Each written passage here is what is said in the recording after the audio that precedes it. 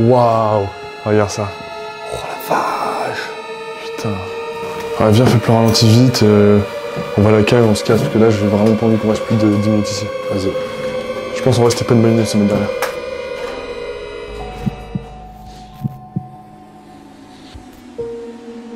Bonjour tout le monde, c'est Gabriel. Et Corentin. Et aujourd'hui, on se trouve pour l'exploration d'une funeral home, ou en français, une maison funéraire. Les maisons funéraires aux États-Unis, c'est quelque chose qu'on n'a pas du tout en France. Mais là-bas, c'est très courant et il y en a vraiment absolument partout dans les villes. Et aujourd'hui, on va en explorer deux qui sont totalement laissés à l'abandon. Et vous allez voir que l'ambiance qui se trouve à l'intérieur est complètement délirante et très angoissante.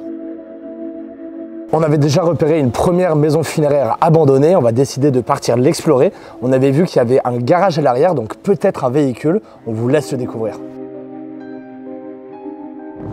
On se retrouve devant une funeral home abandonnée. C'est un lieu qu'on n'a pas du tout l'habitude de voir en France. Et c'est en fait un lieu où les familles venaient se recueillir et qui contient beaucoup de cercueils, donc c'est assez flippant. On va voir un peu, on va explorer, on va découvrir. Déjà, il y a l'air d'avoir un garage ici. Cette maison-là, elle a pris très cher à cause du temps. Vous allez le voir, elle est beaucoup. Il y a déjà un cercueil là. Il y a un cercueil là-bas. Qui traîne comme ça. Vous voyez, la maison est quand même pas mal effondrée, donc on fera très attention à l'intérieur. Ah, ça a l'air très muré, hein. Ouais. Allez, on peut rentrer par la fenêtre là. Ouais. Allez, il y a un cercueil qui est juste là.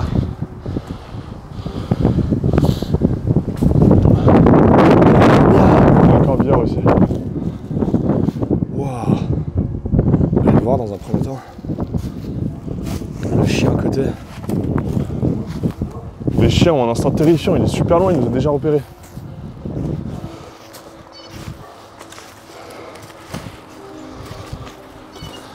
T'as vu avec le corbillard qui était à moitié sorti? Oh, ah ouais. Le cercueil qui était à moitié sorti.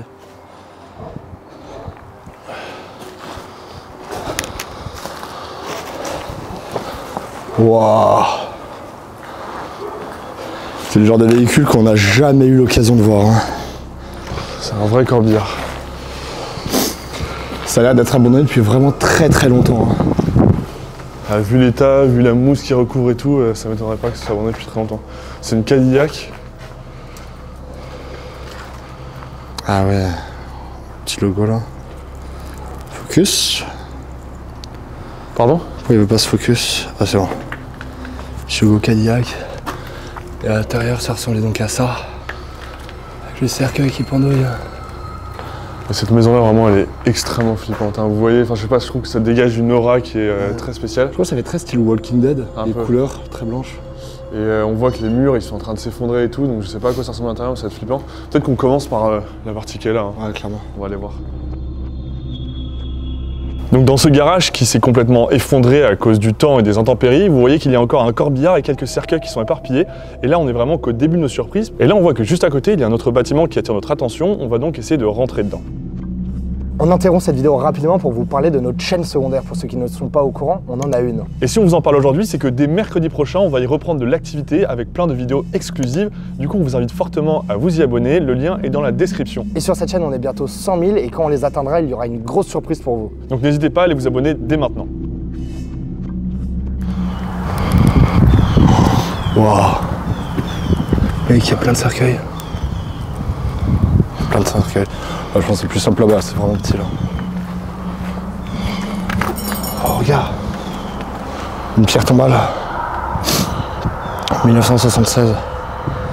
Si la personne indiquée est morte en 1976, c'est-à-dire que ça a été créé ici en 1976, c'est-à-dire il y a très longtemps. C'est vite dedans.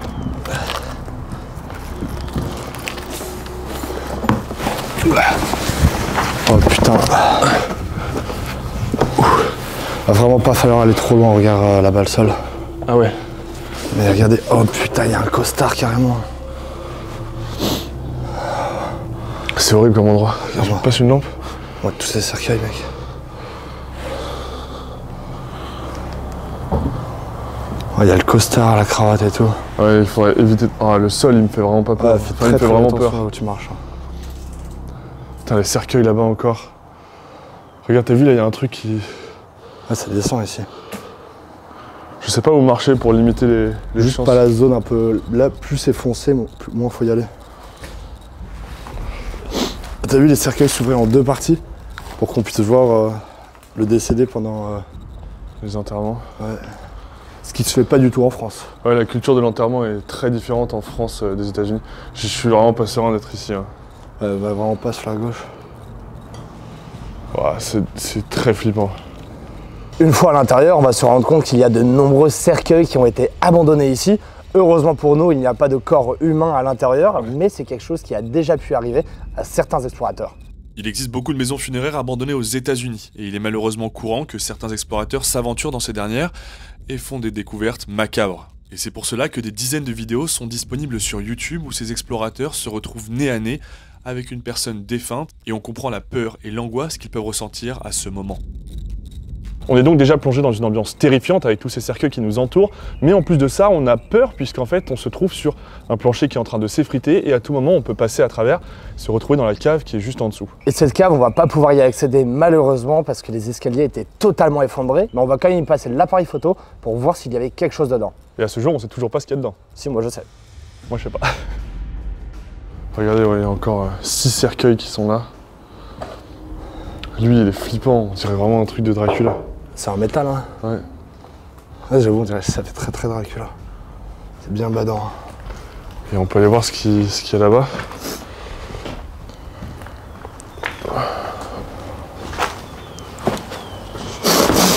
Oula. Oula. Je suis pas sûr qu'on va descendre. T'arrives à voir vite fait ou pas? Non mais... Non, j'arrive pas à voir. Ouais. On va éviter d'aller là. On va pas y aller. Non, on peut tenter un truc genre en mode... Je suis pas sûr que t'arriveras à voir grand chose. C'est éclairé. Voilà, nous on voit pas, vous voyez.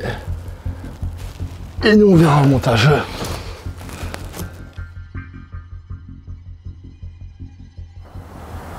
Qu'est-ce qu'on a dans celui-là? Ah, c'est impossible à ouvrir. Ouais, c'est pas un qui s'ouvre. Je pense qu'il est fermé, il doit y avoir quelqu'un dedans. Je rigole évidemment. Ouais, mais tu sais, c'est pas un... Et t'as vu? Je pense que ça, c'est des poignées qui permettaient de tenir le cercueil Ouais. pour le déplacer. Et à l'avant, il devait y en avoir vraiment des dizaines entassées ici, quoi.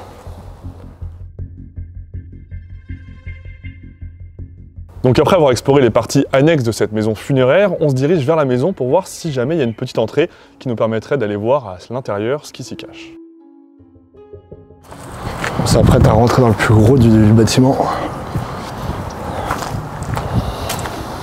La vache.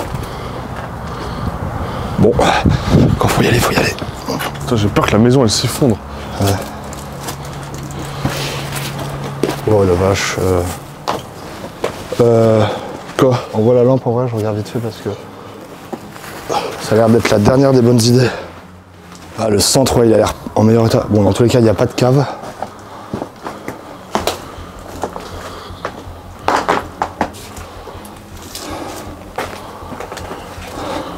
Passe.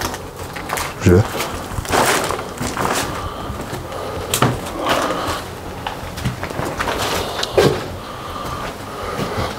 Oh, la gueule du truc. Hein? La gueule du truc. On est dans un film d'horreur. Réel, hein. Tous les prospectus, t'as vu des gens? C'est sûrement les avis commémoratifs, je sais pas comment on dit. Enfin, pour chaque personne décédée, il doit y avoir des petits papiers. Oh là là.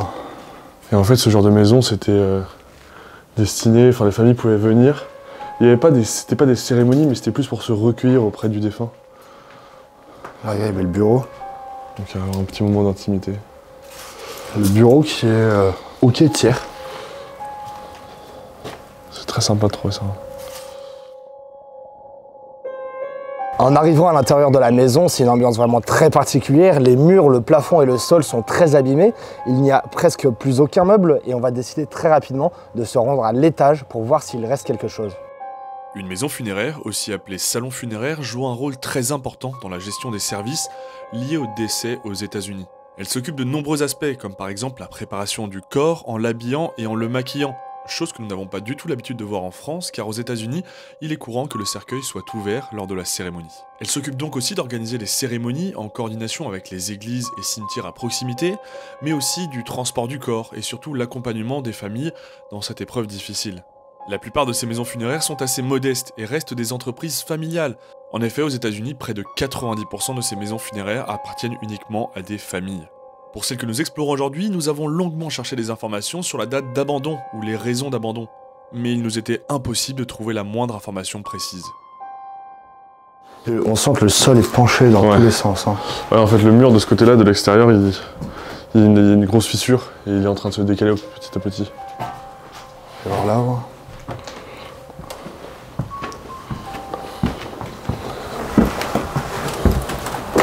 c'est immense. Ah, c'est gigantesque. Et là, il y a des chambres ici. C'est peut-être plus la partie habitation des gens qui géraient cette entreprise. On a des chambres de ce côté-là. À chaque fois dans un état miteux.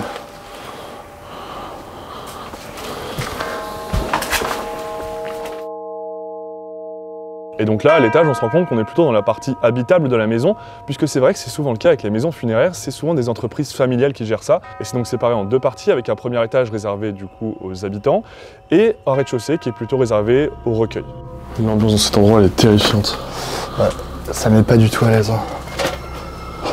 À chaque pas, il y a un coup de flip de passer à travers le sol. Il y a vraiment l'impression qu'il y a un ouragan qui est passé par là, vu tout ce qui est au sol. Je pense que tout a été extrêmement bien pillé. Et là, c'était clairement une partie habitation en fait. Des propriétaires de cette petite entreprise funéraire. Et vous le voyez, tout est vraiment ravagé, c'est très dangereux de se trouver ici, on a peur pour notre sécurité. On va donc décider de ne pas rester ici plus longtemps et on va aller explorer tout de suite une deuxième maison funéraire qui, elle, est bien plus complète. En arrivant à la deuxième maison funéraire, on va se rendre compte directement d'un premier problème, il y a des habitants juste autour. Et on le sait, les Américains ne sont pas du tout friands que des gens explorent des maisons abandonnées à proximité de la leur. Du coup, on va faire très attention et on aura encore plus peur dans cette maison.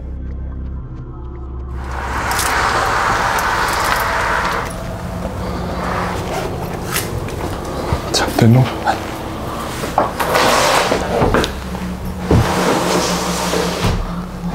On est plongé dans le noir là. Ça arrive dans un meilleur état ici. À peine rentré dans cette maison funéraire, l'ambiance est vraiment très angoissante parce qu'on est totalement plongé dans le noir et on va tout de suite tomber nez à nez avec des cercueils ouverts. Attends, c'est quoi ici là? C'est des sièges? Oui, ah, c'est tous les sièges. Il y en a encore plein ici. Ah ouais. Ah, t'as vu le plafond aussi, il prend les illustrations là. Oh, c'est incroyable ça. T'as vu, c'est un monte-charge. Un monte-charge pour les cercueils. Pour les cercueils. C'est-à-dire qu'il y a une cave. Ah, c'est inondé. Il y a sûrement une cave du coup. Ouais. Attends, elle est là? Ah bah. On ira voir la cave aussi. C'est grand. C'est très très grand. Là, il y a un petit, sorte de... Pas un bureau, je dirais, mais une sorte de petite... Ouais, une petite salle où peut-être tu demandais, je veux tel genre de fleurs. Ouais, exactement. De telle couleur et tout. Waouh. Waouh. Regarde ça. Oh la vache. Putain. Ça met toujours un peu mal à l'aise d'être... Ouais, vraiment, tu sais, j'ai un truc au cœur là, c'est c'est à la fois magnifique, mais... Fais gaffe aux angles, hein, parce que regarde, là. Là, ça fait un peu, tu vois. Ouais, bah là, le sol, ici, on va pas, il faut pas passer là, tu vois qu'il y a un petit creux. Faut bien marcher dans les centres. Mec, c'est à la fois angoissant et magnifique. Regarde le cercueil, là. Ils sont tout propres, hein. C'est molletonné. Ah non, c'est dur, en fait. C'est typique des cercueils américains où la partie de devant était ouverte pour les défunts. Ouais, c'est des cercueils en métaux. En France, on fait surtout en bois, non? Ouais, c'est considéré comme plus noble en bois, entre guillemets. Cette pièce est magnifique, hein. Avec tous les petits lustres et tout. Oh, regarde ici. Ah, c'est vraiment dans un bien meilleur état ici. Et t'as vu, cette partie-là, c'est pas muré. Ouais. Et en explorant cette maison, on a donc vraiment la chance d'être plongé dans ce que pouvaient être les maisons funéraires à l'époque. Et on a vraiment l'impression d'être au milieu d'une cérémonie qui s'est arrêtée soudainement. En plus de ça, on va pouvoir encore retrouver de nombreux cercueils ainsi que l'accueil de cette maison funéraire et rien n'a bougé et tout est dans un état parfait. Vraiment, ça a été super bien conservé. Donc là, on est dans l'entrée, t'as vu hein. Et en vrai, ce qui nous fait assez peur avec les funeral homes, c'est vraiment quelque chose qui est très répandu aux États-Unis. Et on a quand même parlé à pas mal d'urbexeurs dans ce pays-là. Et c'est courant en fait de trouver des défunts encore là dans les funeral homes. Du coup, c'est pour ça qu'on a toujours un peu cette appréhension et ça fait un peu peur. Là, pour l'instant, on a de la chance, on trouve personne dans les cercueils, mais c'est flippant. Là, c'est tellement bien préservé, il reste des petites lampes, des miroirs et tout. Ouais, cette partie-là est vraiment nickel. Hein. Là, c'était sûrement un peu comme chez les médecins, tu sais, t'as une petite zone d'accueil où chacun, là, c'est chacun son tour, quoi.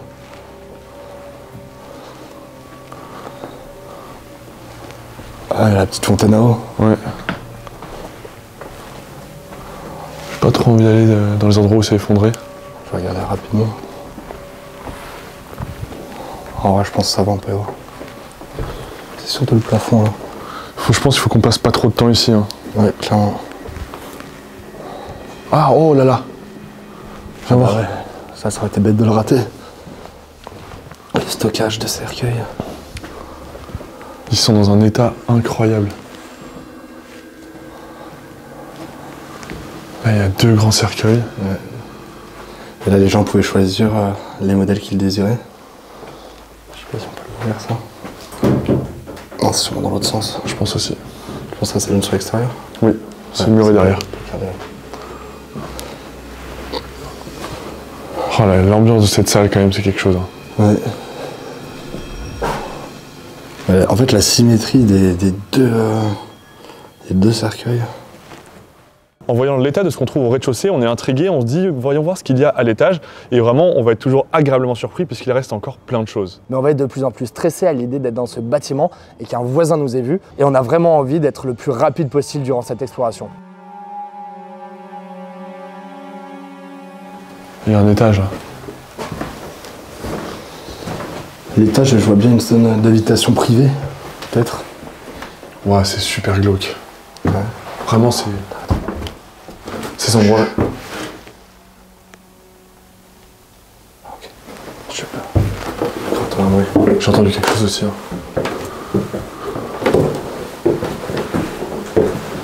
Ouais, attends, viens, on écoute. Pendant cette exploration, on avait vraiment ce mauvais pressentiment, ce mauvais présage qui nous hantait un peu. Du coup, c'était vraiment... c'était assez glauque à explorer quand même. Peut-être la porte qu'on a ouverte qui s'est rouverte. Je sais pas.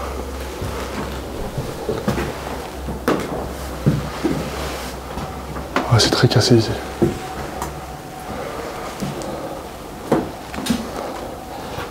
Il y a peut-être une zone d'habitation ici. Hein.